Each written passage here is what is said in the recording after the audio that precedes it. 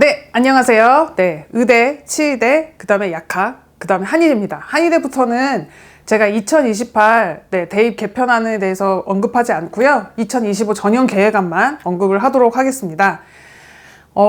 요새 이제 예전에 비해서 그러니까 허준이 방영될 그 시점, 아마 요즘 친구들은 모를 거예요. 어머님 세대는 이제 아시겠는데, 좀 선호도가 좀 하락하고 있는 건 사실입니다만, 그래도 의학 계열이라서 여전히 높은 입결을 자랑하고 있는데요. 아무래도 양학 계열에 비해서 또 배우는 과정도 좀 다르고 해서 좀 이제 망설여지는 그런 포인트가 있는 것 같아요. 근데 제가 좀 하나 추천해드리고 싶은 책이 있습니다. 혹시 한의사를 꿈꾸고 있는 친구들이 있다면 요 책을 저는 꼭 읽어보셨으면 좋겠습니다. 한의원 밖으로 나간 한의사들. 그러니까 꼭 한의대를 졸업을 해서 한의원을 개원하고 한의사가 되는 그 좁다란 틀에서 좀 벗어나서 다양한 진로를 한번 꿈꿔보셨으면 좋겠습니다. 저는 이게 꼭 한의대뿐만 아니라 제가 담임을 하면서 많은 학생들에게 꼭 해주고 싶은 얘기인데요.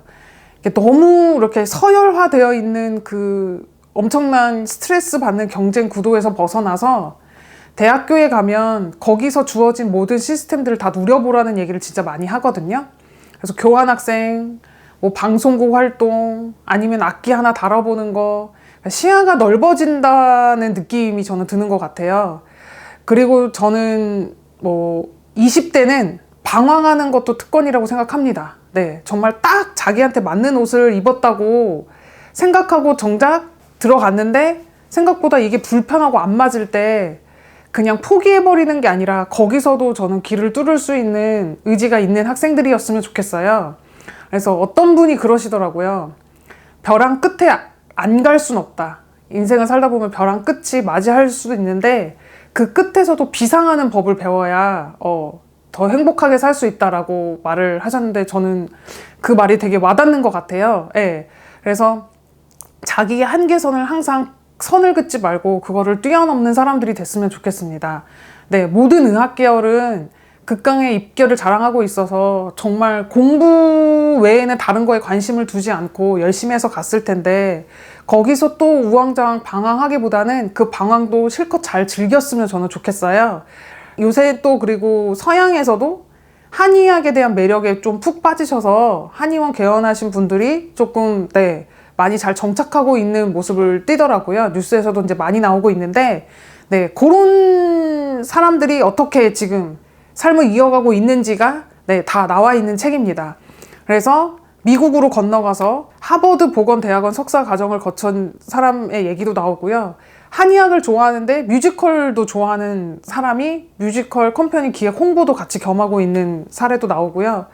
그 다음에 이제 아까 허준이라는 드라마도 언급을 했지만 그런 드라마에서 사실 한의학에 대한 디테일함은 또 다시 전문가를 찾아갈 수밖에 없거든요. 극 작가들도. 그래서 그 도움을 주고 있는 사람들 얘기도 있고, 그 다음 페이지로 넘어가면, 그 다음에 공학인데 또 한의사를 같이 겸하시는 분들도 있고, 그리고 이제 뭐 한의학뿐만 아니라 앞으로는 AI가 간단한 의료 진료는 하는 시대가 온다고 해요. 그래서 저는 가끔 무슨 생각을 하냐면, 왜 이제 나이가 들어서 다시 의대 도전하시는 분들의 뉴스를 듣고 나면 저는 AI로 의료 진료하는 그런 기계 만드는 게 나중에 되게 각광받지 않을까. 진짜 디테일한 사람의 손길이 닿을 수 없는 그런 의료는 당연히 이제 의사분들이 하시지만 간단한 진료는 AI가 하는 시대도 오지 않을까. 그래서 꼭 공학하고 의대가 저는 이분법으로 나눠져 있다고 생각하지 않거든요. 그 분야가. 그래서 같이 융합적인 전공을 하는 것도 한번 생각해 보셨으면 좋겠습니다. 그리고 저는 스포츠를 진짜 좋아하는데요. 그래서 제가 종례 때 스포츠 예시를 진짜 많이 들어요. 이번에 안세영 선수도 저는 너무 멋있어서 그 예시도 많이 들었는데 잠깐 언급하자면 무릎 부상 투혼으로 그냥 항저우 아시안게임 때 결승전에서 금메달 거머쥔 선수가 아니라요. 사실 그 결승전에 만났던 천이페이 선수를 4년 전 2018년, 그러니까 5년 전이죠, 정확하게. 왜냐하면 2020이지만 코로나 때문에 2023년에 개최가 됐으니까. 그때 첫 게임 때 만나요, 그 선수를. 근데 그 단번에 탈락을 해요. 근데 여러분들이 항상 생각할 때 그렇게 단번에 탈락을 하고 나면 괜히 운이 나빴어, 대진이 나빴어 이렇게 생각하시기 쉬운데 그 친구는 되게 멘탈이 달랐던 것 같아요. 내가 그래도 모름지기 한국을 대표하는 국가대표인데 이렇게 허무한 경기를 해도 되나 싶어서 그 다음부터 하루도 안 쉬고 연습을 했대요. 그래서 분석하고 연습하고 분석하고 연습하고 그래서 도쿄올림픽에서 다시 만납니다. 8강전에서 그 천이페이 선수를. 근데 그때도 8강전까지는 그냥 올라갔는데 8강전에서 떨어져요. 그 선수 때문에. 그리고 이제 뭐 세계 선수권 대회도 여러 개 나갔을 거 아니에요. 그러면서 7번을 집니다. 그 선수에게만. 네, 7패를 해요. 그러니까 저희가 1년의 과정을 거치면서 3월 시험, 4월 시험, 자, 7번의 시험을 지면 치고 나서 이제 애들이 이제 원하는 성적이 안 나오면 많이 하는 말이 저한테 그래요. 아, 너무 큰 장벽을 느낀다. 혹은 트라우마가 생겼다. 징크스가 생겼다. 근데 그럴 만도 한데 이 안세영 선수는 02년생이거든요. 솔직히 또래예요. 지금 이 영상을 보고 있는 친구들의. 근데 진짜 멘탈이 남달랐던 것 같아요. 진짜 끊임없이 분석합니다. 정말 이 선수가 넘을 수 없는 벽일까? 그렇진 않을 거다. 해서 공격을 더 강화시키고 대각 스매싱을 완성시켜서 결국 2022 말레이시아 오픈에서 우승을 합니다. 근데 그때는 공이 다 보였대요. 컨디션도 너무 좋고. 근데 그렇다고 멈출 수는 없잖아요. 왜냐면 스포츠 선수라면 올림픽하고 아시안 게임에서 금메달 따는 게 그 꿈일 테니까. 그래서 또 연습을 합니다. 정말 그 지겨운 똑같은 반복되는 동작을 열심히 하고 나서 네, 또 이제 마주하게 되죠. 항저우 아시안 게임 때.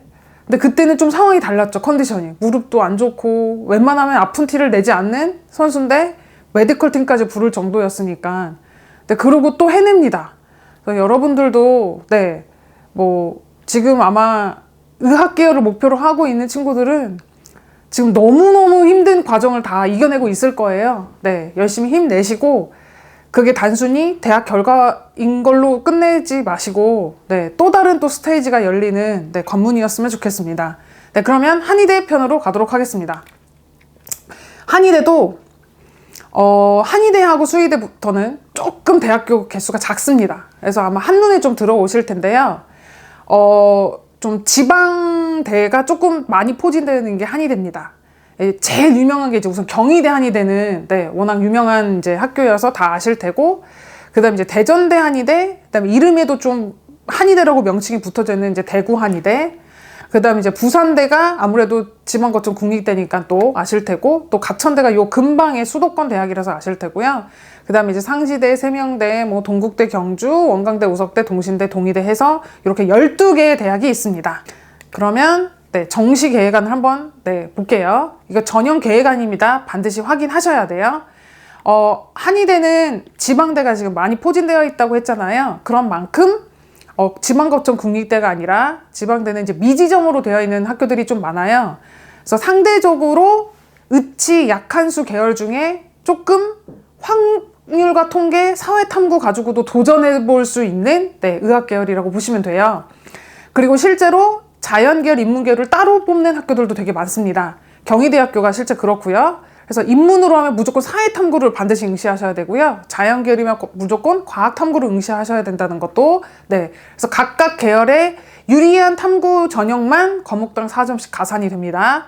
상지대학교는 A형, B형이라고 네, 지정을 해놨어요. 그래서 A형이면 흔히 말하는 이제 자연계열 모집인 것 같아요. 왜냐하면 지정될 수학 과목이 미적분기야, 그 다음에 탐구가 과학탐구니까요. 그 다음에 B형은 미지정입니다. 마찬가지로 원광대학교도 자연계열, 인문계열 따로 모집하고 있고요. 대구 한의대도 자연계열, 인문계열 따로 모집을 하고 있습니다. 동국대 YG 캠퍼스도 자연계열, 인문계열 따로 모집하고 있으니까 자연계열은 좀 지정이 되어 있고요. 네, 인문계열은 미지정이거나 혹은 사회탐구를 반드시 응시해야 된다. 이렇게 되어 있습니다. 네, 반드시 확인하셔서 본인이 응시하는 과목으로 도전을 하시기 바랍니다. 그 다음 자 분포도 볼게요. 군별에서. 마찬가지로 군별의 이동이 없습니다. 네, 그래서 가나 다 네, 기존에 있던 군 그대로 유지가 되고요. 다군이 상지대, 동국대, YG고, 그 다음에 대전대, 부산대, 가천대, 동신대는 가군, 그 다음에 경희대, 대구 한의대, 원광대, 세명대, 우석대, 동의대는 나군입니다. 네, 자, 그 다음 신설되거나 폐지되거나 변경되는 게 이제 두 대학교가 있는데요. 대구 한의대는 교과가 면접이 이제 선발하지 않아요. 폐지가 됐고요.